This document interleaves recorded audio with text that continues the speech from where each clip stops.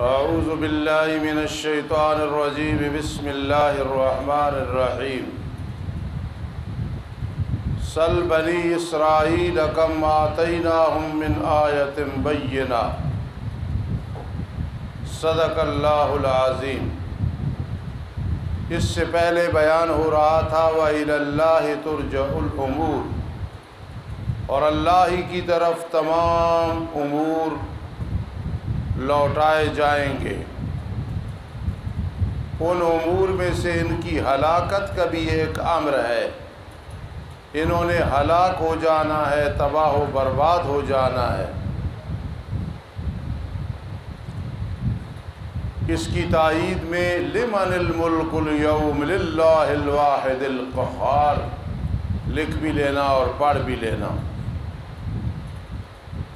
اگر کوئی سوال کرے کہ بنی اسرائیل سے یہ سوال نہیں کیا گیا تھا، انہیں یہ نہیں حکم دیا گیا تھا کہ وَإِلَى اللَّهِ تُرْجَعُ الْأُمُورُ، اس کا جواب یہ ہے سَلْ بنی اسرائیل کم آتیناہم من آیت بینہ، پوچھ میرے لاڈلے پیغمبر علیہ السلام بنی اسرائیل سے کتنی دی ہم نے ان کو واضح نشانیاں جو دلالت کرتی تھی کہ اسلام میں پورے کے پورے داخل ہو جاؤ، ادخلوا فی السلم کافہ۔ اور جس نے بھی تبدیل کیا اللہ کی نعمت کو، میرے خیال ہے سمجھ گئے ہوگے کہ پچھلا جو حکم ہے ادخلوا فی السلم کافہ، یہ بنی اسرائیل کو بھی دیا گیا تھا، انہوں نے نہیں مانا۔ الی اللہ ترجع الامور، ان کو بھی سمجھایا گیا تھا، نہیں مانا نا۔ اب ان کے وڈیروں سے ان کی کتابوں میں دیکھ لو، سل بنی اسرائیل کم آتیناہم من آیت بینہ، اور جس نے بھی تبدیل کیا اللہ کی نعمت کو جیسا کہ بنی اسرائیل نے تبدیل کیا، بعد اس کے کہ وہ نعمت آئی، دین بہت بڑی نعمت ہے، فرما فإن اللہ شدید العقاب، پس بے شک اللہ تعالیٰ سخت سزا دینے والا ہے۔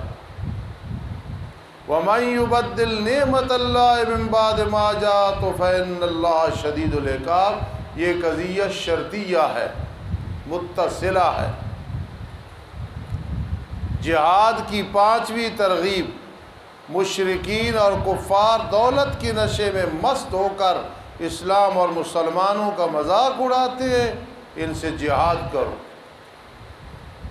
خوبصورت کی گئی ان لوگوں کے لیے جنہوں نے کفر کیا دنیا کی زندگی، وہ پھر اس کے پیچھے چلتے ہیں اور مذاق کرتے ہیں ان لوگوں سے جو ایمان لائے، حضرت بلال، صہیب، عبداللہ بن مسعود وغیرہ فقراء مومنین رضی اللہ تعالیٰ عنہ سے وہ مذاق کرتے ہیں۔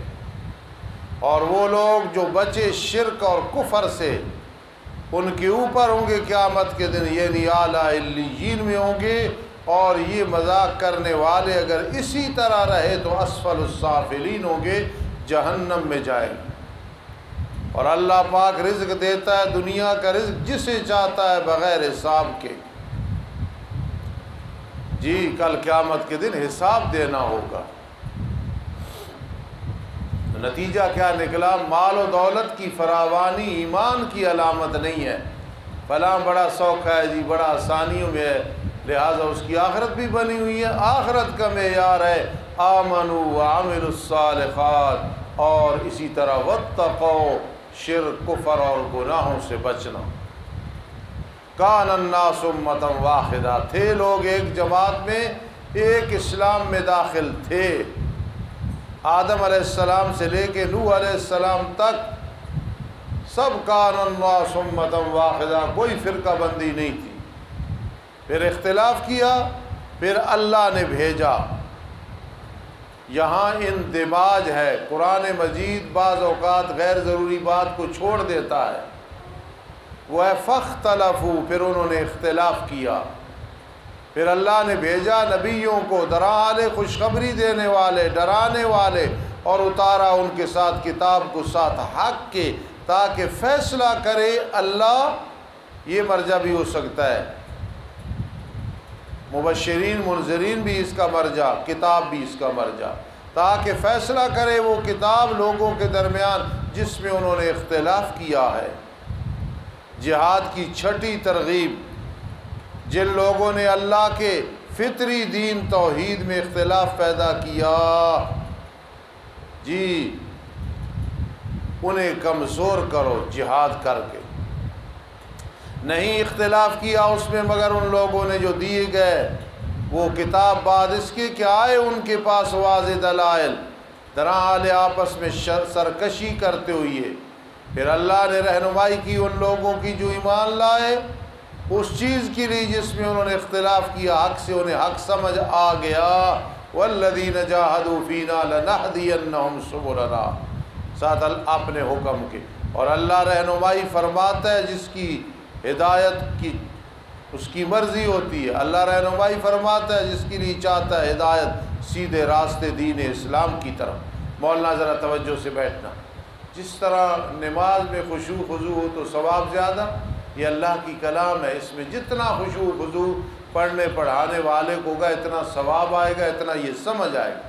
مقصد تو ہے قرآن سمجھ آ جائے۔ ام حسبتم من تدخلوا الجنہ، دوبارہ جہاد کا موضوع شروع ہونے لگا ہے، توجہ کرنا۔ جہاد کی 7ویں ترغیب، جنت میں جانا آسان کام نہیں ہے، نیکیاں کرنی پڑے گی، گناہوں سے بچنا پڑے گا، موقع آئے گا تو جہاد بھی کرنا پڑے گا۔ میرے آقا علیہ الصلوۃ والسلام نے فرمایا اگر تم نے جہاد چھوڑ دیا اللہ تم پہ ذلت کو مسلط کر دے گے۔ اس لیے جذبہ جہاد، جذبہ شہادت یہ ایمان کی علامت ہے۔ کئی لوگ سال سال گزر گیا، سال سال گزر جاتا ہے، یہ دعا ہی نہیں کرتے اللہم ارزقنا شہادتا فی سبیلک ووفاتا فی بلد حبیبک۔ اس لیے جہاد کا جذبہ، شہادت کا جذبہ، اللہ کے راستے میں لڑنے کا جذبہ یہ ایمان کی علامت ہے، تتمہ ہے، تکملہ ہے۔ ہاں جی، ام حسبتم، ام منقطع، اس میں انکار والا معنی ہے، کیا تمہارا گمان ہے؟ یعنی یہ نہ رکھو گمان یہ کہ داخل ہو جاؤ گے تم جنت میں اور ابھی تک نہیں آئی تمہارے پاس مثال ان لوگوں کی جو گزر چکے ہیں تم سے پہلے، مراد نبی اور مومن ہیں، ان کی مثالیں نہیں آئیں۔ صرف مصلی پہ کھڑے ہو کے نفل پڑھ لینا، زکوٰۃ دے دینا، عمرے پہ چلے جانا، تبلیغی جماعت کے ساتھ چلے جانا، آج سبحان اللہ کتنی تسبیح کی ہیں، سب اچھے کام ہیں لیکن یہ کام بھی کرنا پڑے گا۔ مستہم الباسا، چھوا ان کو محتاجی نے، فقر آیا، والضراء، بیماری آئی، وزلزلوا، اور جھنجھوڑے گئے، یہاں تک کہ رسول کہنے لگے اور جو ان کے ساتھ ایمان لائے تھے کیا کہنے لگے؟ یار متا نصر اللہ، کب اللہ کی مدد آئے گی؟ ان لوگوں پہ تکالیف آئیں، مشکلات آئیں، ہم تو ٹھنڈے پانی پی کے گرمی سردی کا سامان ہے زندگی گزار رہے ہیں۔ قرآن کیا کہہ رہا ہے؟ ایسے جنت میں چلے جاؤ گے، محتاجیاں، تکلیفیں اور بیماریاں دیکھنے کے بغیر۔ اگر کسی آدمی پہ پریشانی ہے تو یہ ذہن میں رکھو کسی وجہ سے اللہ اسے جنت میں پہنچا دے گا۔ خوشیوں میں رہنا، راحتوں میں رہنا یہ دلیل نہیں ہے کہ اللہ راضی ہے۔ اللہ کی رضا یہ ہے جیسے حالات آئے الحمدللہ الحمدللہ الحمدللہ یہ ہو۔ یسألونک ماذا ینفقون، سوال کرتے ہیں آپ سے کیا خرچ کریں۔ اس سوال کے دو جواب ہیں، ایک ہے وما تفعلوا من خیر فإن اللہ بہ علیم، اور دوسرا جواب آگے آ رہا ہے قل العفو۔ جی تو اس لیے فرمایا تلقی مخاطب بما لا یرتکب، علم معانی کی اصطلاح میری طرف دیکھو ارشد حکیم، تلقی مخاطب بما لا یرتکب، مخاطب کو وہ کچھ دے دینا جس کی اسے انتظار ہی نہیں ہے۔ شہزادہ مجھے کہتے ہیں استاد جی آپ متن متین پڑھاتے ہیں، ہمیں مطول پڑھاتے ہیں، عبد الغفور پڑھاتے ہیں، یہ میں نے آپ جواب دینا، ہاں میں پڑھاتا ہوں، لیکن اس سے پہلے میں کہہ دوں میں تو تعریف الاشیاء بھی پڑھاؤں گا تمہیں، صغرا پڑھاؤں گا، کبرا پڑھاؤں گا، ملا حسن پڑھاؤں گا۔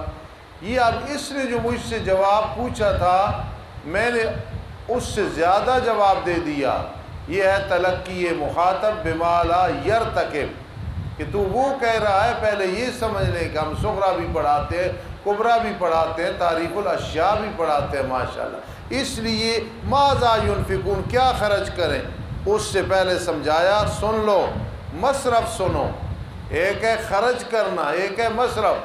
میں نے آج 1000 روپے خرچ کیا، مثلا ایک آدمی کہتا ہے 1000 روپے، کہاں خرچ کیا ہے؟ یہ مصرف ہے۔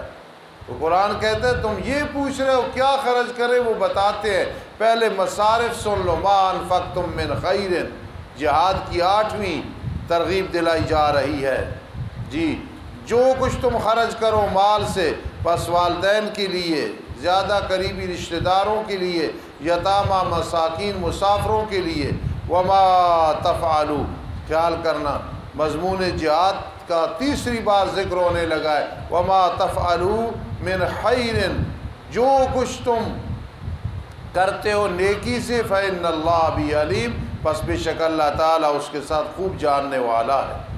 مضمون جہاد کا تیسری بار ذکر، یہ کتبہ پہ لکھنا بھائی، کتب علیکم القتال، وما تفعلوا من خیر، جہاد کی 8ویں ترغیب اس پہ لکھنا۔ قل ما انفقتم، مضمون انفاق کا دوسری بار بیان ہے، سمجھے؟ ما انفقتم من خیر، مضمون انفاق کا دوسری بار بیان ہے۔ وما تفعلوا من خیر، جہاد کی 8ویں ترغیب دلائی جا رہی ہے۔ کتب علیکم القتال، مضمون جہاد کا تیسری بار ذکر ہونے لگا ہے۔ ربنا تقبل منا، سبحان اللہ۔ اعوذ باللہ من الشیطان الرجیم، بسم اللہ الرحمن الرحیم۔ کتب علیکم القتال وهو کرہ لکم وعسى أن تكرهوا شيئا وهو خير لكم وعسى أن تحبوا شيئا وهو شر لكم والله يعلم وأنتم لا تعلمون، صدق اللہ العظیم۔ مضمون جہاد کا تیسری بار ذکر، فرض کیا گیا ہے تم پہ قتال، لڑائی کرنا۔ میں نام نہیں لیتا، کئی ایسی جماعتیں جنہیں کا دعویٰ ہے کہ ہمارے علاوہ کوئی جنت میں نہیں جائے گا، ان کا طرز عمل، طرز گفتار، رفتار یہی بتاتی ہے، لیکن جہاد کے منکر ہیں۔ یاد رکھنا، جو جہاد کا منکر ہے اس کا ایمان کمزور ہے۔ جہاد کی تمنا، شہادت کی تمنا، جہاد کا جذبہ اور حقیقی مجاہدین کے ساتھ محبت و پیار ایمان کا جز ہے۔ جس آدمی میں یہ چیز نہیں ہے تو اس کا ایمان کمزور ہے، اسے استغفار کرنی چاہیے۔ اے اللہ ہمیں شہادت کی موت عطا فرما، اللہ ہمیں فی سبیل اللہ کفار کی گردنوں کو قلم کرنے کی توفیق نصیب فرما۔ میرے آقا کی سیرت میں بہت بڑا سیرت کا پہلو جہاد ہے، رب کائنات امت کو اس پہ گامزن رہنے کی توفیق نصیب فرما۔ فرض کیا گیا تم پہ قتال، حالانکہ وہ ناپسندیدہ ہے تمہارے لیے۔ آگے مقابلہ ہونے لگا ہے، قریب ہے کہ تم ایک چیز پہ طبعاً ناپسند سمجھو گے، حالانکہ وہ تمہارے لیے بہتر ہوگی اللہ کے نزدیک۔ ناپسندیدگی نہیں کہ جان مال قربان کر دینا، عزیز و اقارب قربان ہو گئے، ناپسندیدہ ہے نا، لیکن وہ ہوا خیر لکم، وہ اللہ کے نزدیک پسندیدہ بہتر۔ مقابلہ ہے نا، قریب ہے کہ تم ایک چیز کو پسند کرو گے کہ جہاد میں نہیں جاتے، قتال میں نہیں جاتے، حالانکہ وہ جی قتال، حالانکہ وہ بیٹھ جانا، جہاد میں نہ جانا برا ہے تمہارے لیے۔ خیر اور شر مقابلہ آ گیا نا، تکرہوا شیئا تحبوا شیئا، اس لیے میں نے کہا یہ مقابلہ ہے۔ اور یہ جو فرمان ہے قرآن بمین مکروہ، زید عادل اے عادل، قرآن اے مکروہ، یہ اس کو مبالغہ کہتے ہیں، مبالغے کے طور پہ قرآن فرمایا۔ یہ بھی مضمون جہاد کے متعلق ہے۔ ان کو کہو نا قرآن پڑھو، جو قرآن کا درس نہ دے نہ سنے اسے کیا پتا چلے گا قرآن میں کیا ہے؟ جس قرآن پڑھتا ہے، پڑھاتا ہے، سنتا ہے، سناتا ہے، اور جس مسجد مدرسے میں درس قرآن ہوتا ہے انہیں سارے مسائل کا پتہ ہوتا ہے، اس کی برکات ہوتی ہے۔ تو جو جہاد کے منکر ہے، قرآن کو کھولا نہیں ہے اور کتابوں کو کھولے اور نصابوں کو کھولے، پھر کیسے سمجھ آئے گی کہ جہاد ہے یا کہ نہیں، جہاد فرض ہے یا کہ نہیں۔ امیر صاحب بڑے تعجب سے دیکھ رہے ہیں.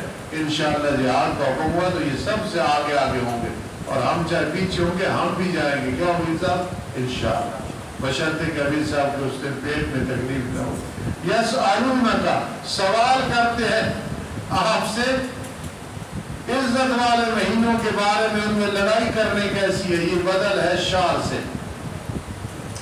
جی کہہ دو ان میں لڑائی کرنی بہت بڑا گناہ. کتاب النکرہ ہے لیکن تخصیص ہے فیہ کی وجہ سے نکرہ مبتدا بن رہا ہے. کبیر اس کی خبر ہے. اور سن لو، روکنا اللہ کے راستے سے اور اللہ کے راستے کا انکار کرنا اور مسجد الحرام سے روکنا اور اس کے آل یعنی مسلمانوں کو مسجد الحرام سے روکنا جیسے اہل مکہ نے کیا. اکبر عند اللہ، یہ اشہر الحرم میں قتال سے بھی بڑا گناہ ہے. اکبر اس میں تفصیل مستعمل بامن ہے. اور فتنہ شرک و کفر کا زیادہ بڑا ہے کس سے؟ لڑائی سے. اور ہمیشہ رہیں گے وہ تمہارے ساتھ لڑائی کرتے یہاں تک کہ تمہیں لوٹا لیں. تمہارے دین سے ان کا مقصد یہ ہے اگر وہ طاقت رکھے، اور یہ طاقت ان کی ہے نہیں. تمہیں ہدایت وہ مل گئی ہے صحابہ کرام رضی اللہ تعالیٰ عنہم، بلندی معرفت کی مل گئی ہے، اب گر نہیں سکتے. بلندی معرفت کی مل گئی ہے، اب گر نہیں سکتے.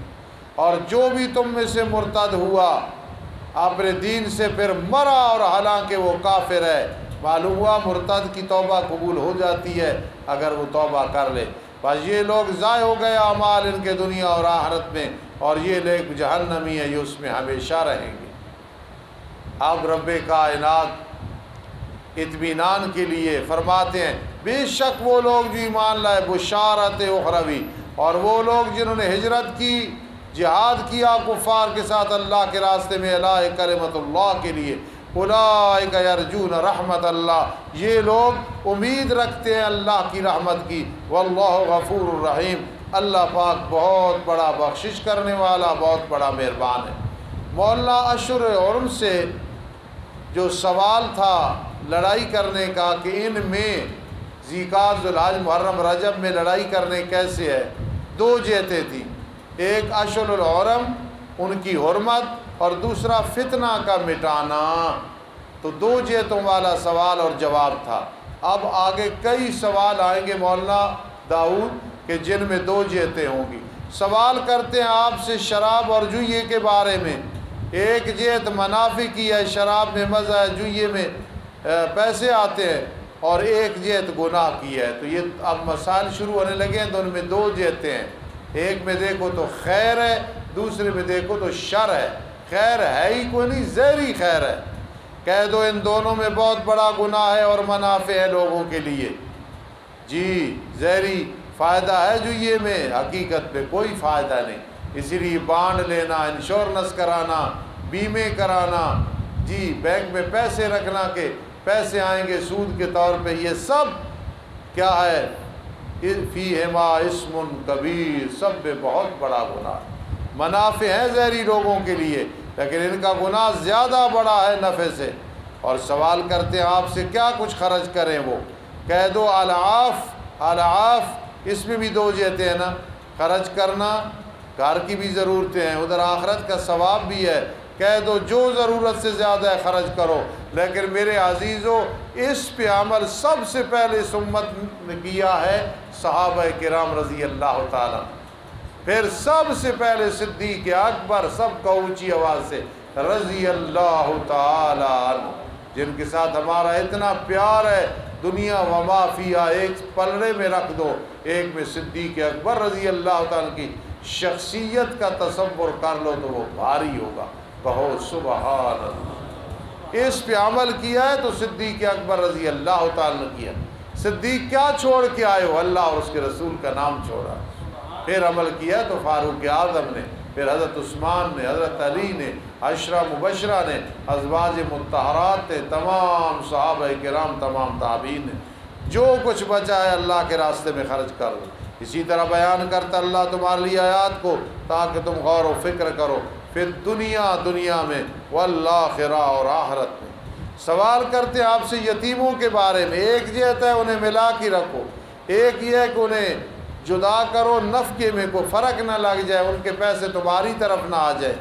ارشاد فرما دو پیغمبر، اصلاح ان کے لیے کرنی بہتر ہے، ملانا جلانا بعد کی بات ہے، جو ان کے لیے اصلح ہے، انفع ہے، وہ تم کر لو۔ اگر تم یتیموں کو ملا لو اپنے ساتھ، تمہارے بھائی ہیں، زیادتی نہ کرنا، ان کا مال نہ کھا لینا، اور اللہ جانتا ہے فساد کرنے والے کو اصلاح کرنے والے سے۔ اس کو طباق اور تضاد کہتے ہیں، مفسد ہے اور مسرف ہے۔ جاگ کے میرے عزیزو، وَلَوْ شَاءَ اللَّهُ لَأَعْنَتَكُمْ، خیال کرنا، اور اگر اللہ چاہتا البتہ تمہیں مشقت میں ڈال دیتا کہ یتیم بھتیجا بھانجا ان کو اپنے ساتھ ملا کے نہ رکھو۔ نہیں، اگر احتیاط کر سکتے ہو تو کاروبار میں ملا لو، ویسے ساتھ ملا لو۔ جی، ان اللہ عزیز حکیم، بے شک اللہ تعالیٰ غالب حکمت والا ہے۔ وَلَا تَنْكِحُوا الْمُشْرِكَاتِ، چوتھا مسئلہ آ گیا مشرکین کے نکاح میں۔ اگرچہ حسن و جمال ہو، دنیاوی مال ہو، بیٹیاں مشرکوں کو نہ دینا، اور خود نہ نکاح کرنا مشرکہ عورتوں سے یہاں تک کہ وہ ایمان لے آئے۔ جب وہ مومن ہو پھر نکاح کرنا، کیونکہ وہ کافرہ ہے، اس کے ساتھ تو نکاح ہوتا ہی نہیں۔ کوئی بھی کفر ہو، چاہے مرزائیت ہے، رفضیت ہے، رافضیت ہے، کوئی بھی ہے، یاد رکھنا، بریلویت ہے، دیوبندیت ہے، معیار یہ ہے کہ ایمان ہونا چاہیے۔ نام کا جو بھی ہو، شرک کفر نہ ہو، اسلام کے کسی رکن کا انکار نہ ہو، قرآن اور حدیث دونوں یا ایک کا حدیث پاک کا انکار نہ ہو، پھر وہاں نکاح ہوگا، ورنہ پوری زندگی زنا اور اللہ کی لعنتیں برسے۔ معیار کسی نام کو نہیں بنانا ہے، معیار بنانا ہے عقیدہ درست ہو، توحید و سنت کے مطابق ہو، چاہے کوئی بھی فرقہ ہو، نکاح جائز ہوگا۔ اور اگر یہ چیز نہیں ہے، ایمان کامل نہیں ہے، اسلام کے سارے ارکان کو نہیں ماننا ہے، پھر نہ اس لڑکی سے نکاح کرنا، نہ اس لڑکے کو لڑکی نکاح کر کے دینا، یہ قرآن کا حکم ہے۔ نہ نکاح کرو مشرکہ عورتوں سے یہاں تک کہ وہ مومنہ ہو جائے، اور البتہ لونڈی مومنہ بہتر ہے مشرکہ سے۔ ایک مشرکہ آزاد عورت جو ہے وفاؤں کے حرارے نظر آ رہی ہے، حسن و جمال چاند نظر آ رہا ہے، لیکن ہے شرک اور کفر، ابھی وہ مسلمان نہیں، تو نہ نکاح کرنا اس سے، اگرچہ تمہیں حیران کر دے ان کا حسن و جمال، اور نہ نکاح کر کے دینا مشرک مردوں کو یہاں تک کہ وہ مومن ہو جائے، اپنی لڑکیاں بھی انہیں نہ دینا۔ اور البتہ غلام مومن بہتر ہے مشرک سے، اگرچہ اس مشرک کا حسن و جمال تمہیں حیران کر دو، کتنا خوبصورت لڑکا ہے، قد و قامت دیکھو، جسامت دیکھو، سمارٹ ہونا دیکھو، پھر پیسے دیکھو، نہیں وَلَوْ أَعْجَبَكُمْ، مشرک ہے، نہ دینا رشتہ، کسی فقیر مستانی کو دے دینا، ایسے کو نہ دینا۔ اولئک یدعون الی النار، یہ مشرکین اور مشرکات دعوت دے رہے ہیں آگ کی طرف، اور اللہ دعوت دیتا ہے جنت کی طرف، مقابلہ ہے النار الجنہ، اور بخشش کی طرف ساتھ اس کے حکم کے اشارہ کر دیا، جنت میں بغیر بخشش کے کوئی نہیں جائے گا۔ وَالْمَغْفِرَةَ بِإِذْنِهِ وَيُبَيِّنُ آيَاتِهِ لِلنَّاسِ، اور اللہ اپنی آیات کو بیان کرتا ہے لوگوں کے لیے، شاید کہ وہ نصیحت حاصل کریں۔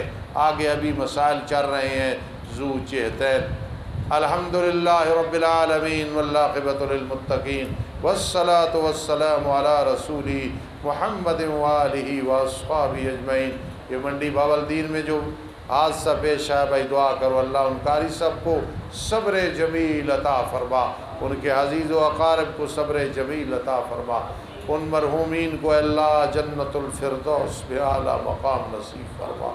ربنا لا تزغ قلوبنا بعد إذ هديتنا وهب لنا من لدنك رحمة إنك أنت الوهاب۔ اللهم إنا نسألك العفو والعافية في الدين والدنيا والآخرة، رب ارحمهما كما ربياني صغيرا۔ اللهم نجنا من الهموم والغموم، اللهم نجنا من الأمراض، رب أني مسني الضر وأنت أرحم الراحمين، رب أني مسني الضر وأنت أرحم الراحمين، رب أني مسني الضر وأنت أرحم الراحمين۔ يا حي يا قيوم برحمتك نستغيث، يا حي يا قيوم برحمتك نستغيث، یا حی یا قیوم برحمتک نستغیث۔ اللہ جتنی امت مسلمہ میں لوگ فوت ہو گئے اللہم اغفرہم، اللہم ارحمہم، اللہم اعذہم من عذاب القبر، اللہم ادخلہم فی جنات النعیم۔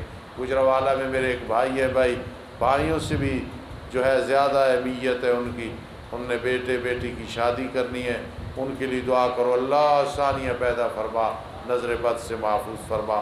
اور ہماری کئی بہنیں جو ترجمہ سنتی ہیں، کئی بیٹیاں، اللہ تمام کی مشکلات کا حل فرما، تمام کی جائز حاجات پوری فرما۔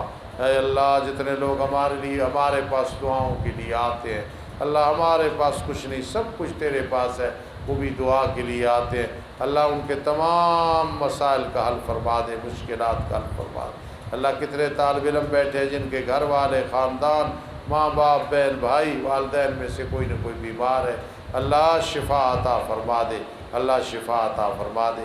اس ادارے کے تمام اساتذہ، تمام انجمن نمازی، اللہ سب کی زندگی دراز فرما، سب کو صحت عطا فرما۔